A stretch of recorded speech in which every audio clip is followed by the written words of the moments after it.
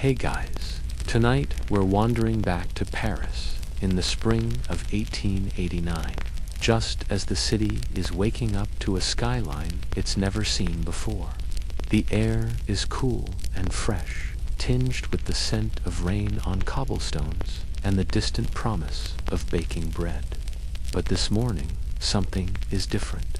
As the first rays of sunlight slip over the rooftops, Parisians blink sleepily at the horizon, and there it is, rising above the city like a question mark made of iron, the Eiffel Tower.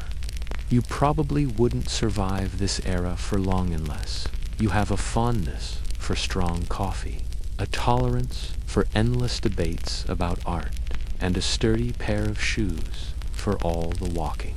So, before you get comfortable, take a moment to like the video and subscribe, but only if you genuinely enjoy what I do here. And while you're here, let me know in the comments where you're listening from and what time it is for you. I love seeing sleepy history fans from all over the world. Now, dim the lights, maybe turn on a fan for that soft background hum, and let's ease into tonight's journey together.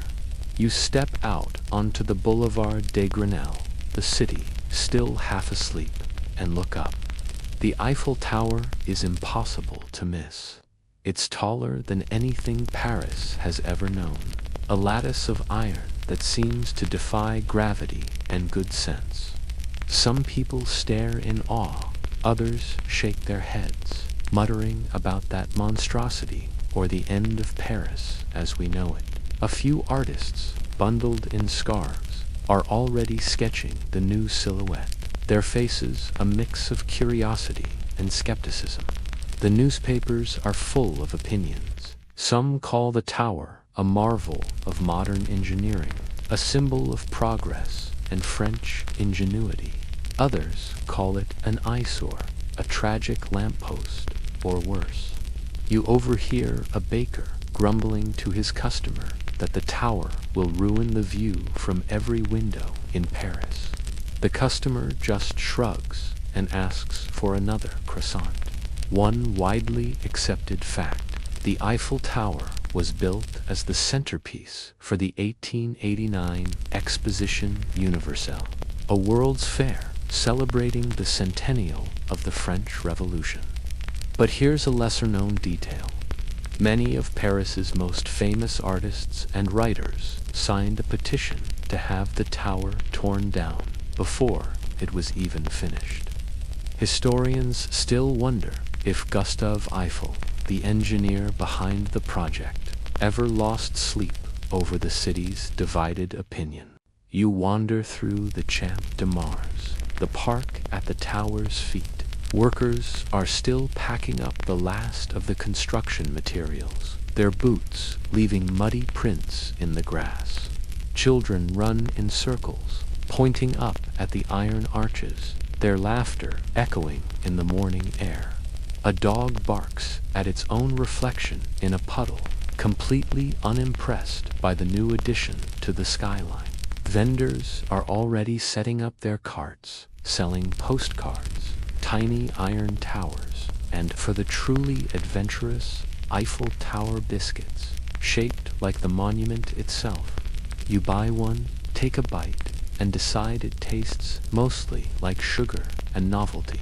The city is buzzing with a strange energy, part excitement, part confusion, part stubborn Parisian pride.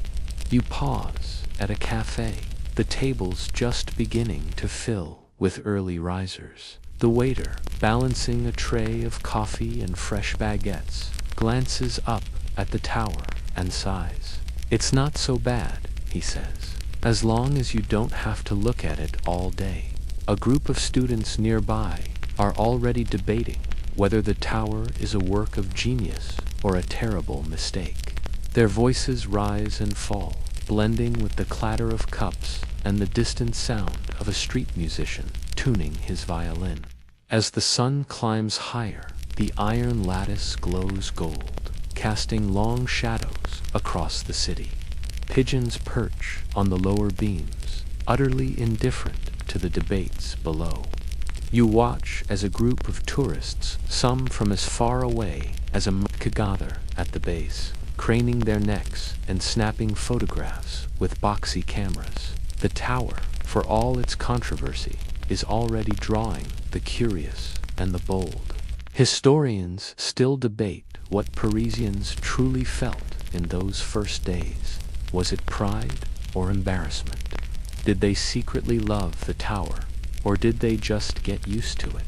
The way you get used to a new pair of shoes, awkward at first, but eventually a part of your daily walk.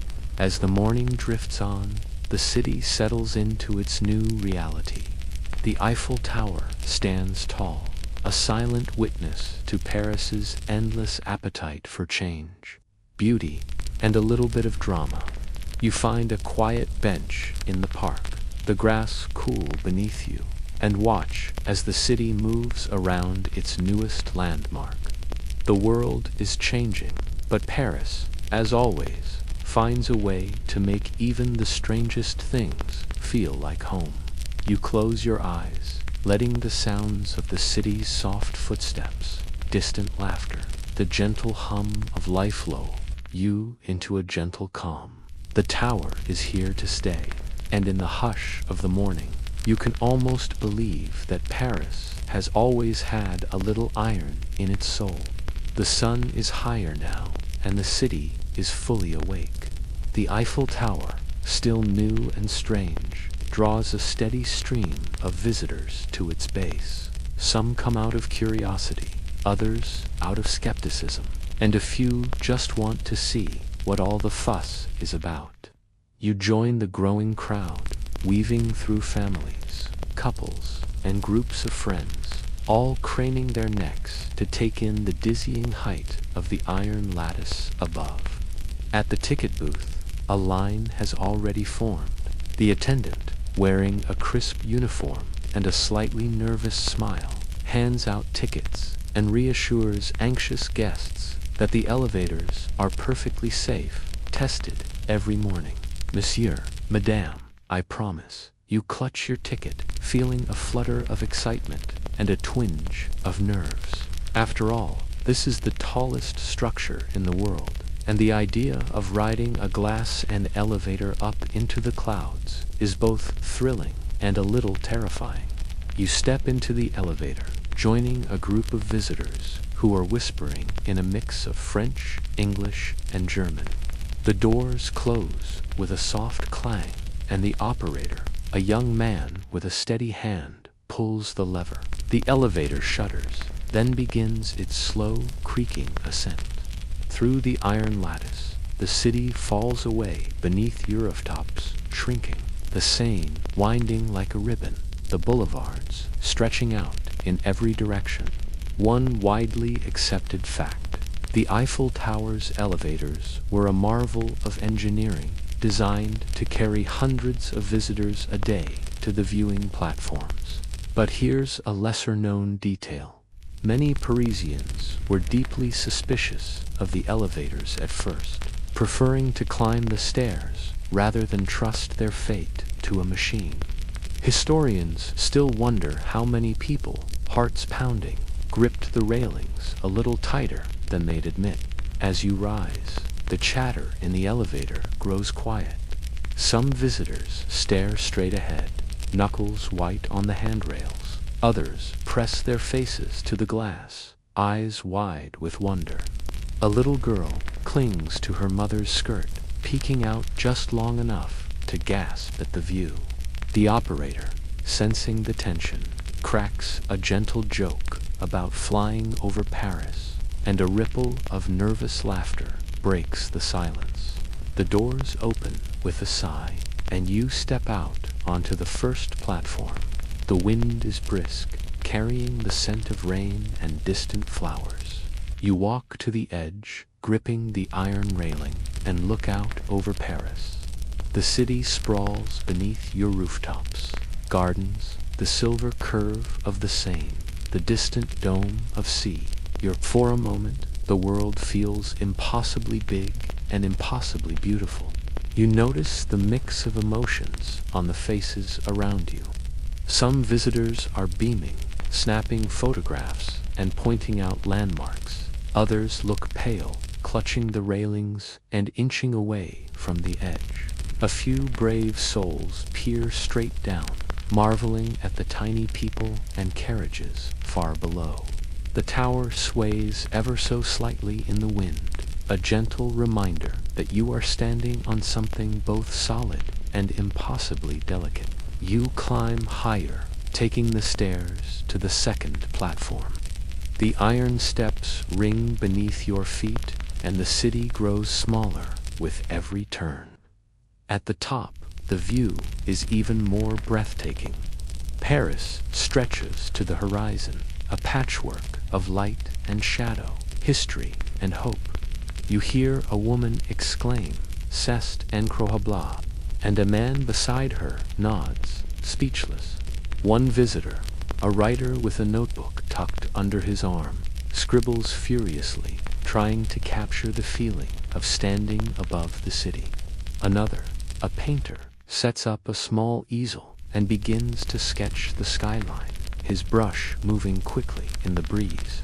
Children press their noses to the glass, their laughter ringing out as they spot familiar landmarks from a new perspective. Historians still debate what the first visitors truly felt. Was it awe or anxiety? Did they see the tower as a triumph or a folly? The truth, as always, is somewhere in between. For every person who marveled at the view, there was another who wondered if the whole thing might come tumbling down. As the day wears on, the platforms fill with the sounds of life footsteps, laughter, the click of cameras, the soft murmur of voices in a dozen languages. The Eiffel Tower, once a source of controversy, is quickly becoming a place of shared wonder, a spot where strangers meet and, for a moment, see the world from the same dizzying height. You find a quiet corner, lean against the cool iron, and let the wind play with your hair. The city below is busy and bright, but up here, everything feels a little softer, a little slower. You close your eyes, listening to the heartbeat of Paris, and feel a gentle sense of peace settle over you. The tower may be new, and the world may be changing, but for now, you are simply here high above the city, caught between earth and sky, part of a story that is just beginning. The days after the Eiffel Tower's grand opening bring a gentle transformation to Paris.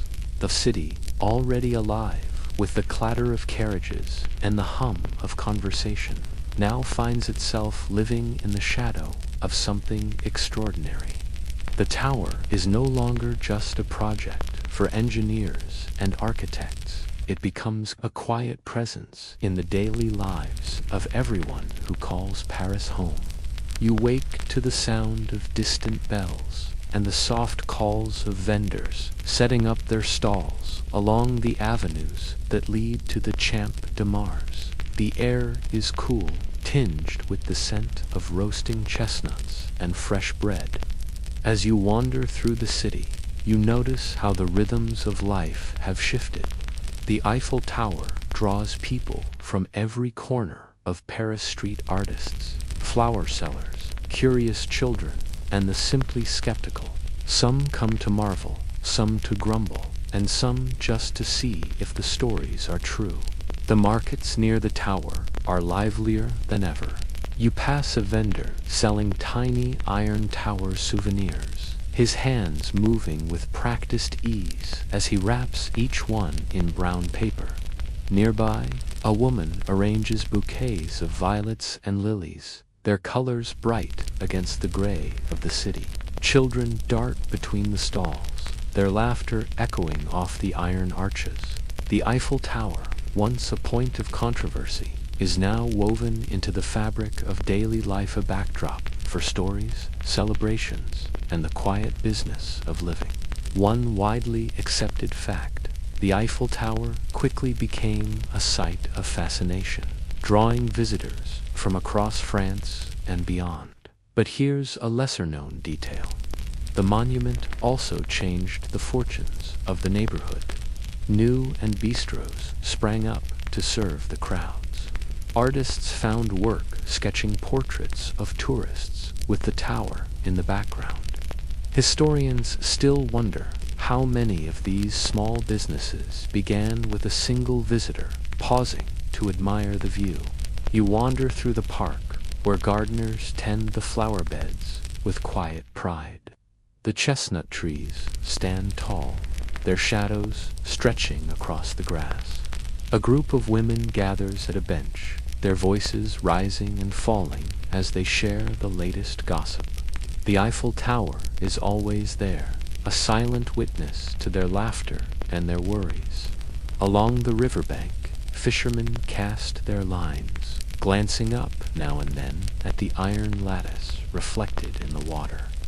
A painter sets up his easel, his fingers stained with color, while his children play nearby, building their own tiny towers out of sticks and stones.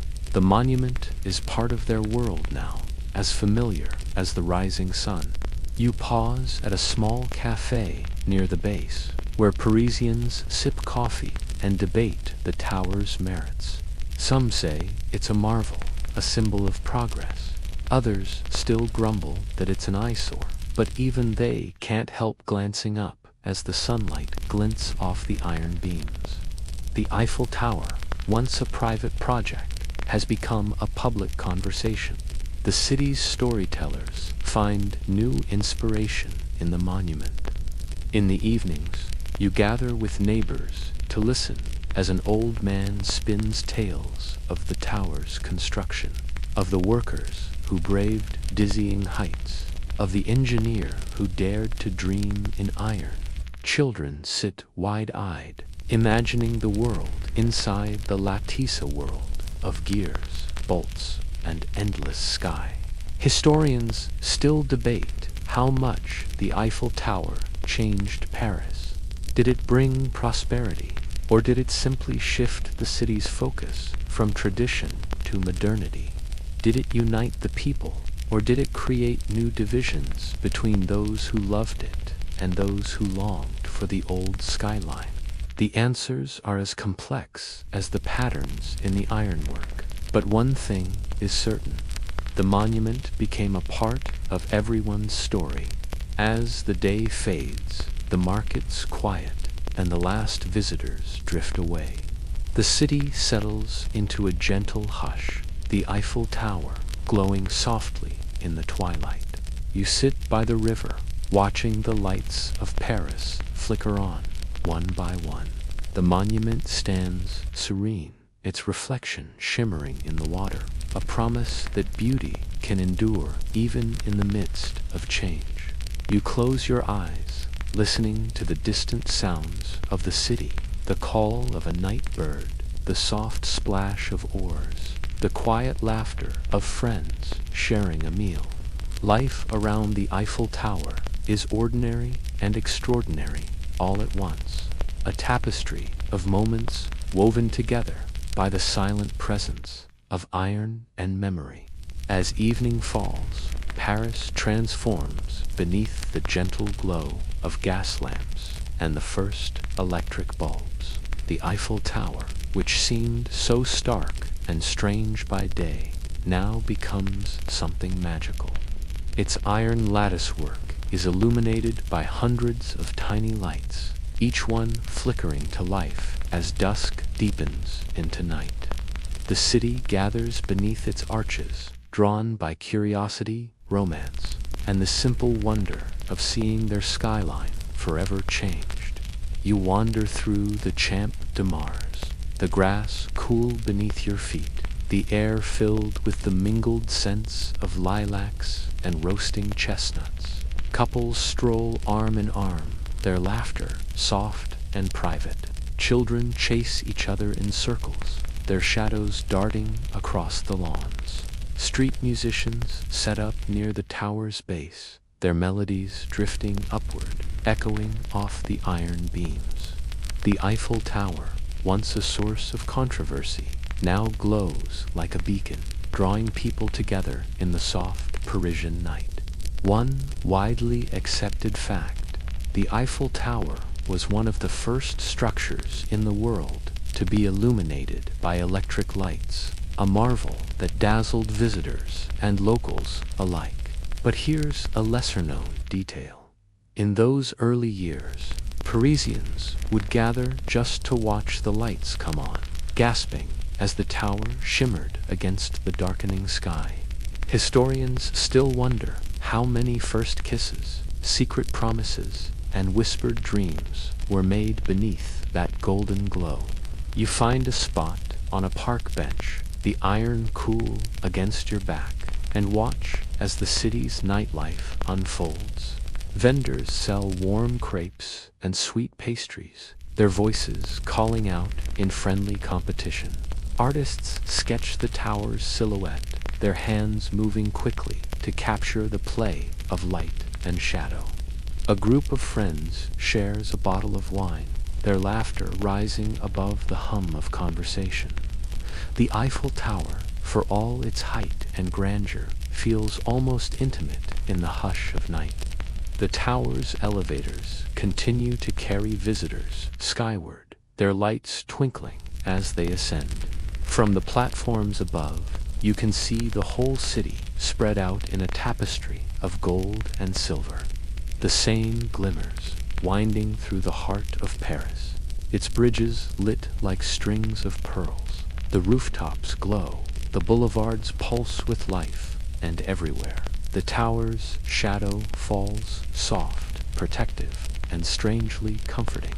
You notice how the tower changes as the night deepens. The ironwork, so solid and industrial by day, becomes delicate and lacy, a filigree against the stars. The wind carries the distant sound of music, the clink of glasses, the soft murmur of lovers' voices. The city feels smaller, closer, as if everyone is gathered around a single shared fire. Historians still debate what the Eiffel Tower meant to Parisians in those first nights. Was it a symbol of progress, or a reminder of how quickly the world could change? Did it inspire hope or nostalgia for the old city? Perhaps, like you, they simply found comfort in its steady presence, its quiet promise that some things, no matter how new or strange, could become beloved with time. As midnight approaches, the crowds thin and the city grows quieter. The last musicians pack up their instruments, the vendors close their carts, and the lights of the tower glow softer, more golden. You linger a little longer, watching as the tower stands watch over Paris, its silhouette etched against the sky. You close your eyes, letting the sounds of the city's soft footsteps, distant laughter, the gentle hum of life lull you into a gentle calm.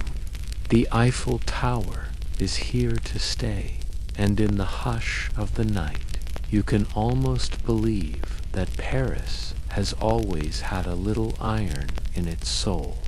As the Eiffel Tower settles into its place on the Parisian skyline, it quickly becomes more than just a monument.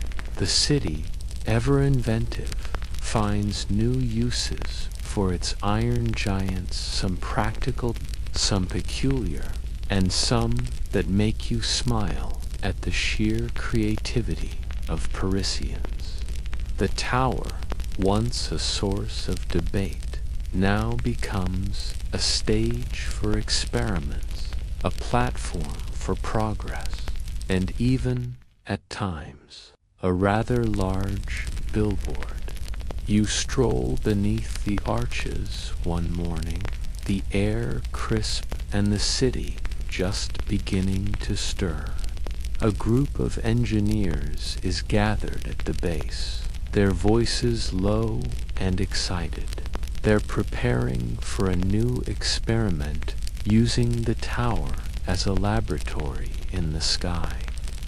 You watch as they haul up weather instruments, anemometers, and barometers, eager to measure the wind and air pressure at heights never before reached in Paris. The Eiffel Tower, it turns out, is the perfect place for a little scientific adventure. One widely accepted fact: Gustave Eiffel himself encouraged scientists to use the tower for research, believing it could serve as a beacon for discovery. But here's a lesser-known detail. The tower's height made it an ideal spot for early radio transmissions. In the years after its opening, inventors and tinkerers climbed the iron stairs with coils of wire and strange contraptions, sending the first wireless messages across the city and, eventually, across the world. Historians still wonder how many late-night experiments took place in the shadow of the tower, the air buzzing with possibility. You pause to watch a group of artists setting up a giant canvas on the first platform. For a brief time, the Eiffel Tower becomes the world's tallest advertising billboard, draped with banners for everything from car tires to chocolate. Some Parisians grumble about the commercialization, but others just laugh, shaking their heads at the city's endless appetite for novelty. The tower's odd jobs don't end there. During festivals, it's strung with garlands and lanterns, becoming the centerpiece of celebrations that light up the night. During storms, it serves as a lightning rod, protecting the city below. During quiet afternoons, it's a perch for pigeons and a playground for adventurous cats. The Eiffel Tower, for all its grandeur, is also wonderfully ordinary a part of daily life, a backdrop for the city's endless stories. You climb the stairs to the second platform, passing a group of school children on a field trip. Their teacher points out the radio antenna at the very top, explaining how the tower helped Paris become a hub for news and communication. The children listen wide-eyed, imagining messages flying through the air, connecting people across continents. Historians still debate which of the tower's odd jobs was most important. Was it the scientific experiments, the radio transmissions, or the simple act of bringing people together? Perhaps like you, they see the value in all of it, the way the Eiffel Tower became a symbol not just of Paris, but of human curiosity and ingenuity. As the day wears on, the tower's platforms fill with visitors, some marveling at the view, others lost in thought, a few sketching or scribbling notes for their next invention. The city below bustles on, unaware of the quiet revolutions happening high above. You find a quiet spot near the top, the wind cool on your face, and look out over Paris. The city stretches to the horizon, a patchwork of rooftops and gardens, history and hope. The Eiffel Tower, once a controversial experiment, now stands as a testament to the power of imagination, a place where odd jobs and big dreams meet in the sky. You close your eyes, letting the breeze and the distant hum of the city lull you into a gentle calm. The tower's work is never done, and in its shadow, Paris continues to dream. As the years pass, the Eiffel Tower becomes less of a curiosity and more of a companion to daily life in Paris. The city, once divided over its iron silhouette, slowly makes peace with the tower's presence. What was once called a monstrosity by critics now becomes a meeting place, a backdrop for memories, and a symbol of the city's resilience and charm. You wander through the Champ de Mars on a lazy Sunday afternoon. The grass is dotted with picnics, families spread out on blankets, children tumbling in the sunshine, couples sharing quiet conversations beneath the tower's arches. The air is filled with the scent of fresh baguettes, ripe cheese, and the occasional waft of perfume. The Eiffel Tower, once a source of debate, now stands quietly above it all, casting a gentle shadow over the park. One widely accepted fact: Parisians eventually embraced the tower, making it a part of their everyday routines. But here's a lesser-known detail. The first postcards featuring the Eiffel Tower were sent all over the world, turning the monument into an instant icon. Historians still wonder how many friendships, romances, and family reunions began with a simple meeting under the tower at noon. You pause to watch a group of artists painting the tower from different angles, their easels clustered together like a small forest of color. Some capture the tower's grandeur, others its delicate lacework, and a few focus on the people gathered beneath it, lovers holding hands, children flying kites, old friends sharing a bottle of wine. The Eiffel Tower, once a point of contention, is now a muse for the city's dreamers. Nearby, a street musician plays a gentle waltz on his accordion, the notes floating up to mingle with the laughter of picnickers and the distant hum of traffic. Vendors sell ice cream and lemonade, their carts decorated with tiny iron towers. A group of tourists poses for a photograph, their arms linked, the tower rising behind them like a promise. You notice how the tower has become a place for rituals and traditions. Lovers meet beneath its arches, exchanging shy smiles and secret notes. Families gather for birthdays and anniversaries, their celebrations marked by the tower's steady presence. On Bastille Day, fireworks burst above the iron lattice, painting the night sky with color and light.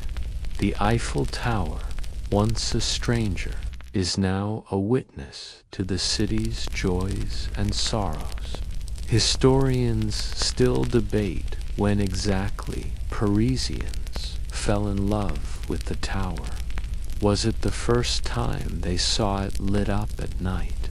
The first time they climbed to the top and saw the city spread out below? Or was it simply the slow, steady accumulation of memories, picnics, proposals, quiet walks at dusk that turned the tower from an eyesore into an old friend? You sit on a bench beneath the tower, the iron cool against your back, and watch as the city moves around you. Children chase pigeons, artists sketch, lovers whisper, and the world goes on. The Eiffel Tower, for all its height and history, is also wonderfully ordinary, a part of daily life, a backdrop for the city's endless stories. As the sun sets, the tower glows gold against the evening sky. The park empties slowly, the last picnickers packing up their baskets, the musicians playing a final tune. The city grows quieter, the lights of the tower twinkling above the rooftops. You close your eyes, letting the sounds of Paris-soft footsteps, distant laughter, the gentle hum of life lull you into a gentle calm.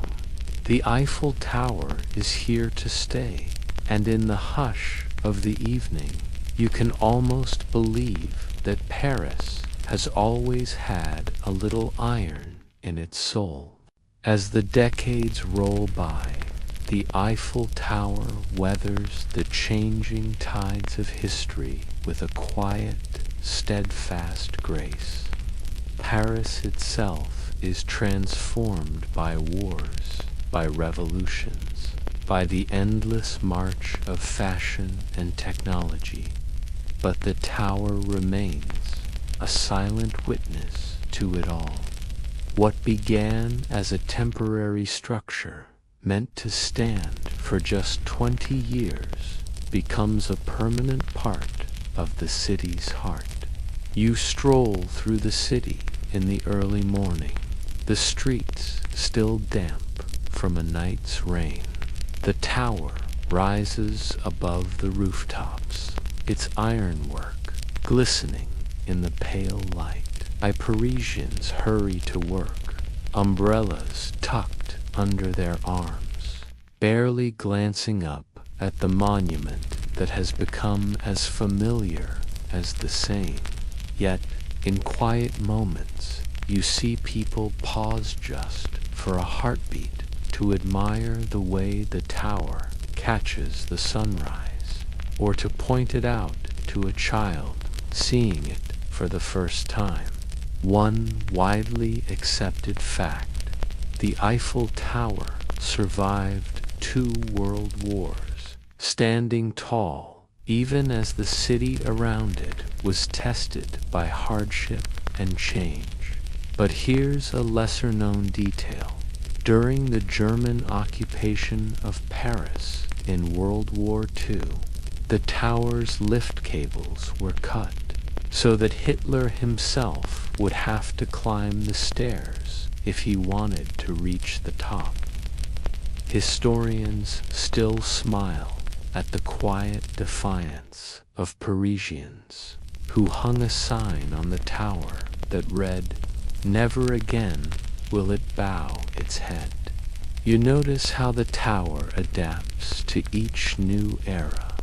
In the Roaring '20s, it becomes a symbol of modernity, its silhouette appearing on everything from perfume bottles to jazz club posters.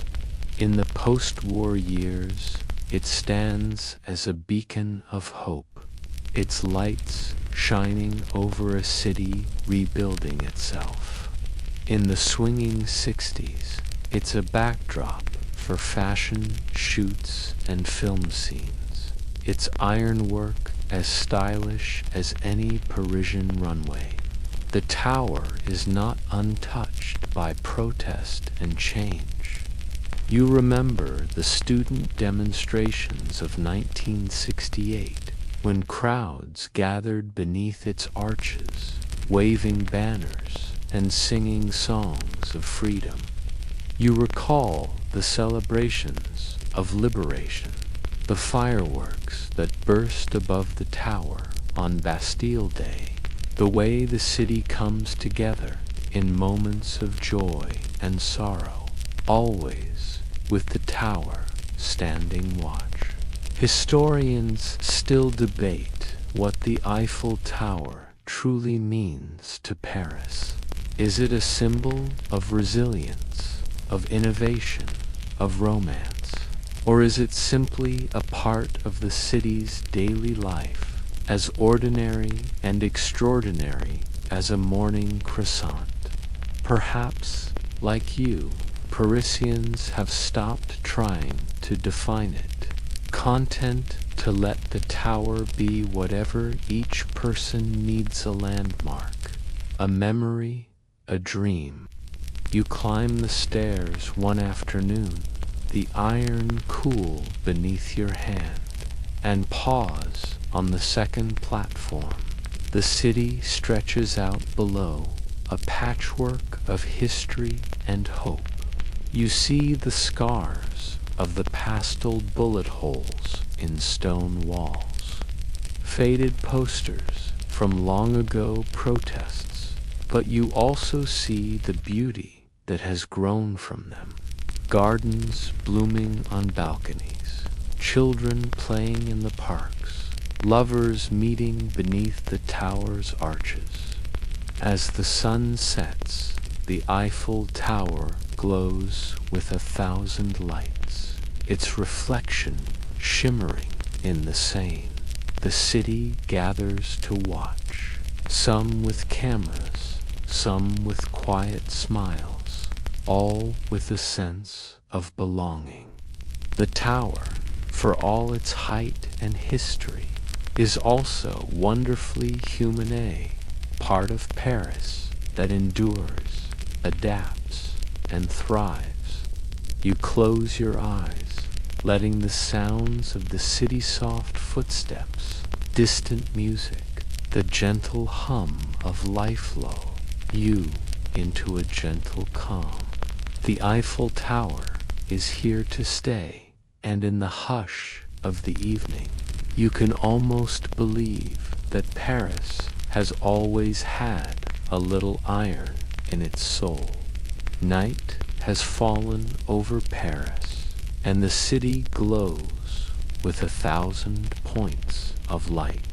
The Eiffel Tower, once a source of controversy and debate, now stands serene and luminous, its ironwork outlined in gold against the velvet sky. You find yourself wandering the quiet streets, the day's bustle faded into memory, the air cool and sweet with the scent of rain and distant lilacs. The city is quieter now, the crowds have thinned, and the tower's gentle presence feels almost like a lullaby. You walk along the Seine, the river's surface shimmering with reflections of street lamps and the tower's own golden glow. The water moves slowly, carrying with it the stories of the day laughter from a riverside cafe, the soft music of an accordion, the quiet conversations of friends lingering on park benches. The bridges arch gracefully over the water, their stones worn smooth by centuries of footsteps, each one a silent witness to the city's endless dance of change and continuity. As you stroll, you notice how the city's rhythm has shifted. The hurried footsteps of commuters have given way to the slow, easy pace of evening wanderers. Lovers walk hand in hand, pausing to gaze up at the tower, their faces lit by its gentle light. A group of friends shares a bottle of wine on the grass, their laughter soft and unhurried. Somewhere nearby, a street musician plays a gentle tune, the notes drifting up to mingle with the night air. You pause beneath the tower's arches, the iron cool and solid beneath your hand. The structure feels both immense and intimate, a marvel of engineering and a gathering place for quiet dreams. You look up, tracing the lattice work as it rises into the sky, each beam and bolt a testament to the patience and vision of those who built it. The lights twinkle above, and for a moment you feel as if you are standing at the center of the world. One widely accepted fact: the Eiffel Tower was never meant to be permanent. It was built for the 1889 Exposition Universelle, a celebration of progress and possibility, and was supposed to be dismantled after 20 years. But here's a lesser-known detail. Parisians grew attached to their iron tower, and when it became clear that it could serve as a radio mast, the city found a reason to let it stay. Historians still wonder if Gustave Eiffel ever imagined that his creation would become the soul of Paris, a symbol recognized around the world. You find a bench in the Champ de Mars, the grass cool beneath you. The city's sounds softened by distance. The Eiffel Tower glows above, its lights casting gentle shadows on the ground. You watch as the last visitors descend the stairs, their voices hushed, their faces thoughtful. The vendors have packed up their carts, the musicians have played their final notes, and the city settles into a peaceful hush. You close your eyes, letting the sounds of Paris at night wash over you, the distant hum of traffic, the soft rustle of leaves, the gentle lapping of the river against its banks. The world feels smaller here, more intimate, as if the city is holding its breath, waiting for the next day to begin. As midnight approaches, the tower's lights shimmer, their glow reflected in the windows of nearby buildings. The city's rooftops are outlined in silver, the boulevards empty, except for the occasional cyclist or late-night wanderer. You imagine the stories unfolding behind closed doors, families gathered around kitchen tables, friends sharing secrets, lovers whispering promises in the dark. The Eiffel Tower stands watch over them all, a silent guardian in the heart of the city. You think of the people you saw today, the baker, the artist, the children playing in the park. You remember the laughter, the music, the quiet moments of connection that make Paris feel like home. You realize that, for all its history and grandeur, the city is made up of small, everyday joys.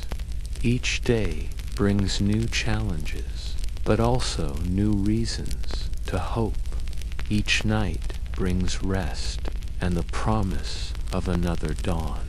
You let your thoughts drift, carried by the gentle rhythm of your breath. The city outside is quiet, but you know that beneath the surface, life is stirring. In the gardens, flowers close their petals, waiting for the sun. In the kitchens, bread is rising, filling the air with the promise of morning. In the hearts of those who call Paris home, dreams are taking shape, dreams of love, of adventure, of a city that endures. You imagine the city a year from now, 2 years, 10. You see the streets busier, the filled with laughter, the parks blooming with roses and lavender. You see the scars of the past softened by time and memory, remembered only in stories told to curious children. You see those children growing up, hearing tales of the tower's construction, of the World's Fair, of the nights when Paris glowed brighter than any city on earth. You feel yourself growing drowsy, your body sinking deeper into the bench, the sounds of the city fading into a gentle hum. You are safe, you are warm, and you are part of something bigger, a city that endures, a story that never truly ends. You are held by the gentle weight of history, by the comfort of knowing that you belong to a place that has weathered storms and still found the strength to dream. The city sleeps, and so do you. The lamps burn low, the river flows on, and the stars wheel overhead. The world is quiet, and you are at rest, wrapped in the gentle embrace of a city that endures. As you settle deeper into your pillow, you feel the hush of the night settle over everything, and the gentle glow of lanterns in distant windows becomes a constellation of comfort. The air is cool and still, carrying the faintest scent of rain and the memory of flowers from the gardens you passed earlier. Somewhere, a cat curls up on a doorstep, a dog sighs in its sleep, and the city's dreams begin to mingle with your own. And as you drift, you sense the city's dreams mingling with your own. You dream of laughter echoing through the alleys, of the gentle clatter of horse hooves on cobblestones, of the distant tolling of church bells marking the hours. You dream of the baker rising before dawn, kneading dough by candlelight, his hands moving in a rhythm as old as the city itself. The scent of fresh bread drifts through your dream, warm and comforting, promising a new day. You dream of the artist sketching by the river, his easel set up beneath a willow tree, the soft scratch of pencil on paper blending with the murmur of the water. The city's bridges arch gracefully over the Seine, their stones worn smooth by centuries of footsteps, each one a silent witness to the stories unfolding above. You see the children's games weaving through the city like a song hopscotch chalked on the pavement, marbles rolling in the dust, laughter ringing out as they chase each other through the quiet streets. You dream of the river, its surface silvered by moonlight, carrying boats and stories and wishes out to sea. The river is a ribbon of memory, tying the city together, carrying secrets and dreams from one shore to the other. You dream of the gardens, dew sparkling on the grass, roses opening to the sun, bees humming in the lavender.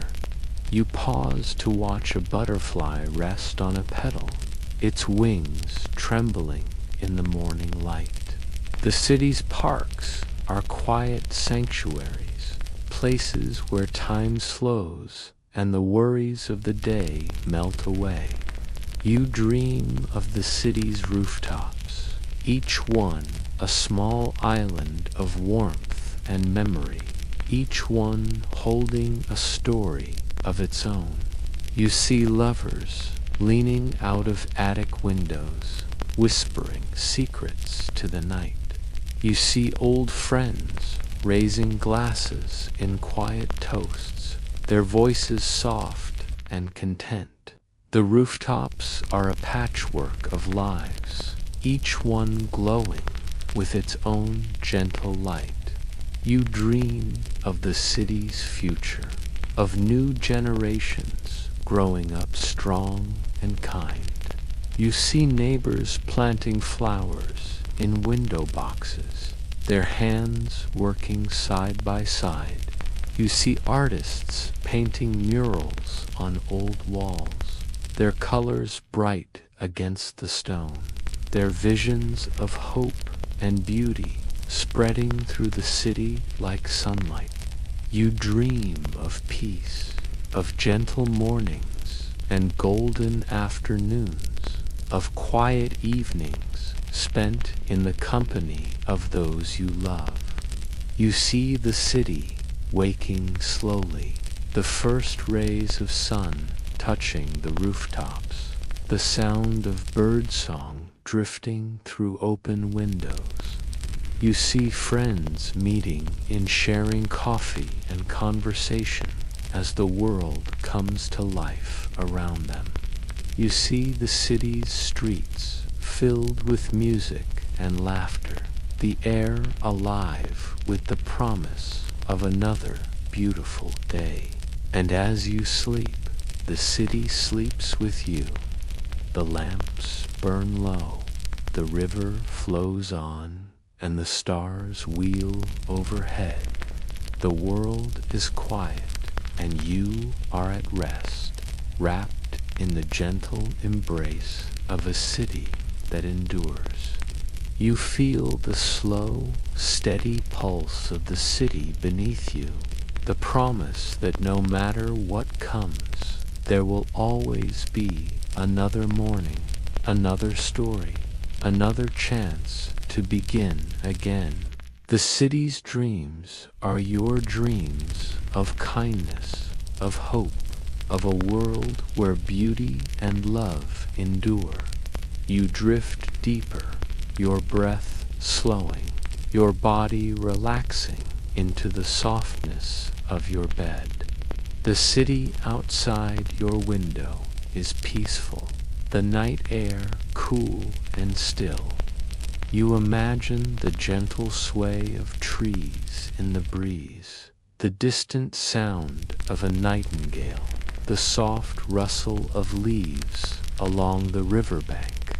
You picture the moonlight glinting on the rooftops, the quiet glow of lanterns in the windows, the comforting hush that settles over the city as it sleeps. In your dreams, you walk through the city's streets, each step lighter than the last. You pass by old friends and new faces, each one offering a smile, a wave, a word of kindness. You wander through markets filled with the scent of spices and fresh bread, through gardens blooming with roses and lavender, through quiet squares where fountains murmur and pigeons coo. The city is yours, and you are part of its gentle, endless story. You dream of the city's resilience, its ability to heal and grow, to turn sorrow into strength and loss into hope. You see the marks of the past scars on the walls, memories in the stones, but you also see the beauty that has grown from them. You see laughter, music, and light, the simple joys that make each day worth living. As the night deepens, you feel yourself floating, weightless and calm. The world narrows to the soft rhythm of your breath, the gentle beat of your heart, the warmth of your blanket. You are safe, you are loved, and you are home. The city sleeps, and so do you. The lamps burn low, the river flows on, and the stars wheel overhead. The world is quiet, and you are at rest, wrapped in the gentle embrace of a city that endures.